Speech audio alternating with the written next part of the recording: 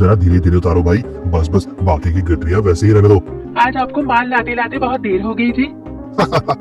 अब आपका काम तो हो गया, अब बस मुझे मेरा किराया देकर आज्ञा दीजिए मालिक। मालिक से आज्ञा लेकर क्या होगा? मैं अभी जाने नहीं दूंगी, दोपहर में बिना खाए नहीं जाने दूंगी। हाँ, ये तो तुमने बिल्कुल सही कहा है, मैं भी मन ही मन यही सोच रहा था। तुम सबका कल्याण हो, कहे बहू आज कुछ खाने को नहीं दोगी? ऐसा क्या कभी हुआ है बाबा? क्या कभी आपको खाली हाथ भेजा है?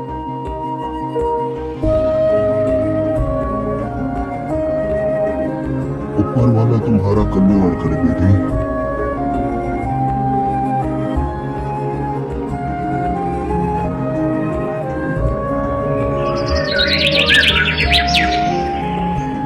आप लोगों ने देखा है सौदागरी का कार्य करते करते हमारा सदानंद दिन प्रतिदिन कितनी तरक्की करता जा रहा है। ओहो, लेकिन उसे बिल्कुल भी घमंड नहीं है। सदानंद जैसा देवी और अच्छा इंसान गांव भर में कोई नहीं है। और जमींदार बाबू तो सिर्फ नाम के ही जमींदार है। गांव के लोग सबसे ज्यादा प्यार और सम्मान जिसे देते हैं वो है सदानंद और उसकी पत्नी। ओहो, बिल्कुल सही बात है। क्या महाशय, क्या समझे, ये लोग तो सिर्फ सदानंद के ही गुणगान किए जा रहे हैं। ओहो, मैं अभी तो वही देख रहा हूँ। अगर इसी तरीके से चला तो कुछ दिनों बाद ये लोग जमींदार बाबू की इज्जत ही नहीं करेंगे। मुझे लगता है ये बात जमींदार बाबू को बतानी चाहिए। ओहो, बिल्कुल, तभी तो असली मजा आएगा।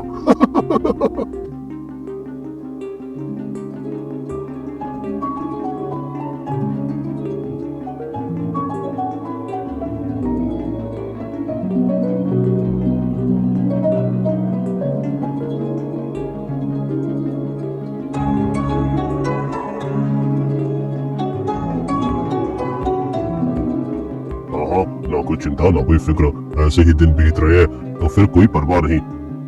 मालिक, तो आज बहुत खुश नजर आ रहे हैं।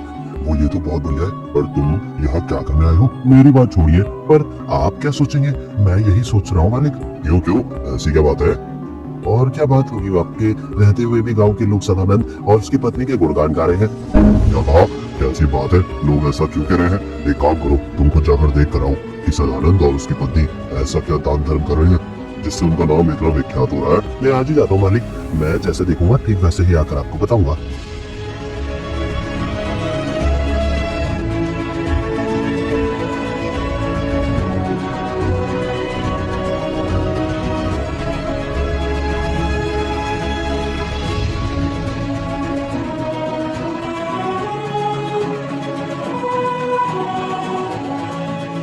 लगता है आज बहुत जोरों की भूख लगी है। कब से देख रही हूँ आप रसोई घर के आसपास चक्कर लगा रहे हैं। चक्कर न लगाऊं तो क्या करूँ राधा, आज तुम्हारे खाने से ऐसी सुगंध रही है कि भूख बर्दाश्त ही नहीं हो रही। बेटे, इस गरीब ब्राह्मण को कुछ नहीं दोगे क्या?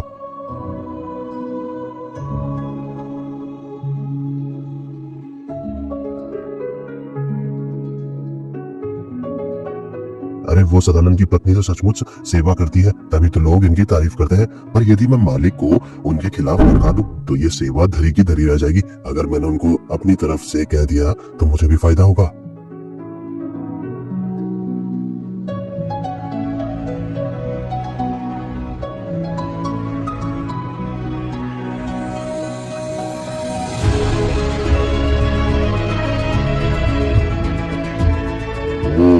पता नहीं ये नायक कहाँ रह गया, कब से गया है। अरे मैं आ गया हूँ, और साथ ही एक बढ़िया खबर भी लाया हूँ। हाँ, कैसी खबर, जरा मैं भी सुनूं, जल्दी बताओ। ग्राम की खबर को 12 आने की खबर बना रहे होंगे, यही ना? पता है मुझे। ये भी कोई कहने की बात है? 4 लोगों को बुला बुला कर खिला दिया, उसी को लोगों ने महान बना दिया।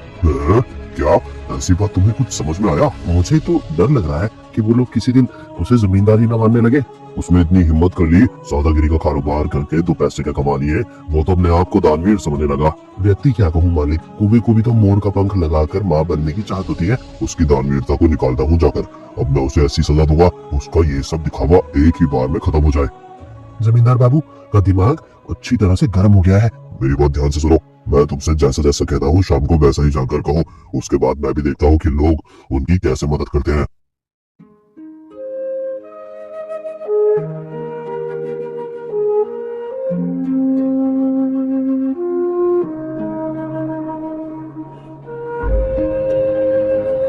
आज का दिन बहुत ही शुभ है, एक तो बृहस्पतिवार, ऊपर से पूर्णिमा। ऐसे दिनों में भूखों को भोजन करने से परिवार का कल्याण होता है। और ऐसा सच में हो, इसीलिए जमींदार बाबू ने तुम लोगों को एक सुनहरा मौका दिया है। क्या मतलब? तुम लोगों की बुजुर्गों की सेवा करने वाली बात को सुनकर जमींदार बाबू इस गांव के जितने भी गरीब लोग हैं उन सब लोगों को तुम्हारे पास भेज रहे हैं। मुझे कुछ समझ में नहीं आया, वो लोगों को बुलाकर क्यों भेज रहे हैं? अरे अगर वो लोग नहीं आएंगे तो तुम लोगों का नाम और कैसे फैलेगा? हमें तारीफ की कोई जरूरत नहीं है। नायक वहाँ से हमारे दरवाजे पर जो भी आएगा हम उसकी सेवा जरूर करेंगे।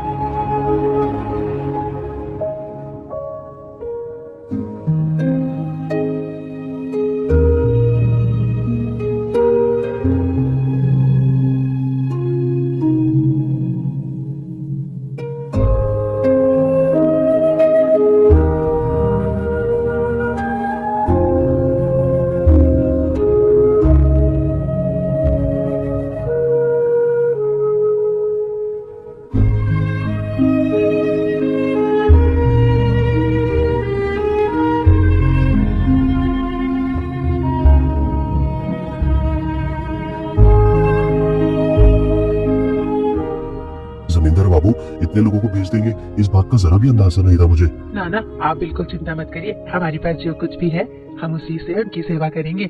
मालिक ने तो जैसा कहा वैसा ही हो रहा है, सारे बर्तन खाली हो रहे हैं। अब जाकर मालिक को खबर पहुंचाता हूँ।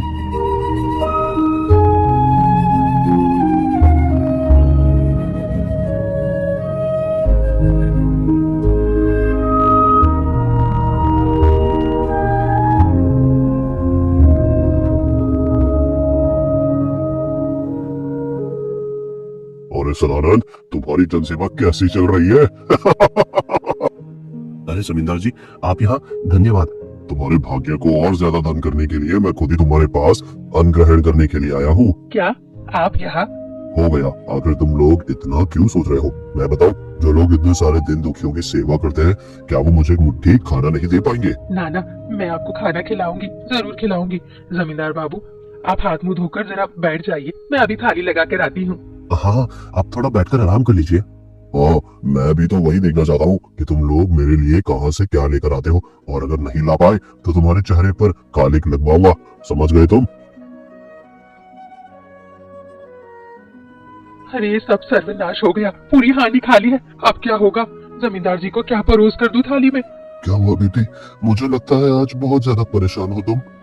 हाँ बूढ़े बाबा, क्या बताऊं, बहुत बड़ी मुसीबत हो गई है। सभी को खिलाने के बाद हांडी में कुछ भी नहीं बचा।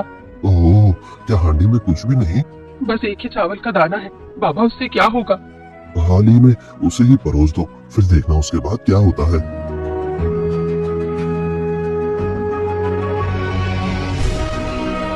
अरे सदानंद, ये है तुम्हारी अतीत सेवा। इसकी तो लोग बहुत बधाई कर रहे थे, और जब लाई हो तो सिर्फ एक ही दान लेकर आई हो खाने के लिए। आज सबके सामने आप लोगों को मुंह छोटा होगा।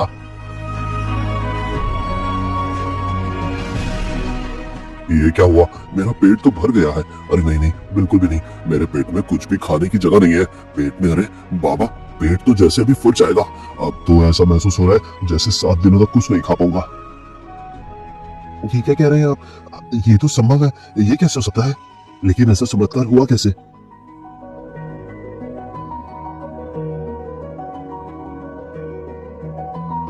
होते हैं जी, चमत्कार होते हैं। अगर हम दिल से कुछ करना चाहे तो स्वयं प्रभु ऊपर वाले ही हमारी मदद करते हैं। नाना सदानंद, तुम्हारी अतिथि सेवा की कोई तुलना नहीं है। मैं तुम लोगों को शिक्षा देने आया था, पर मुझे खुद ही उचित शिक्षा मिल गई है। मैं तुम लोगों से वादा करता हूँ, मैं खुद ही तुम्हारे भंडार भर दूंगा, तुम्हारे सारे कर्जे माफ कर दूंगा। तुम लोग सच में बहुत महान हो। चलो नायक, चलो। पर ऐसा चमत्कार हुआ कैसे? भगवान भी भक्त से प्यार करते हैं जी। सब उन्हीं की इच्छा है, सब उनकी ही इच्छा है, सब उनकी ही इच्छा है जी।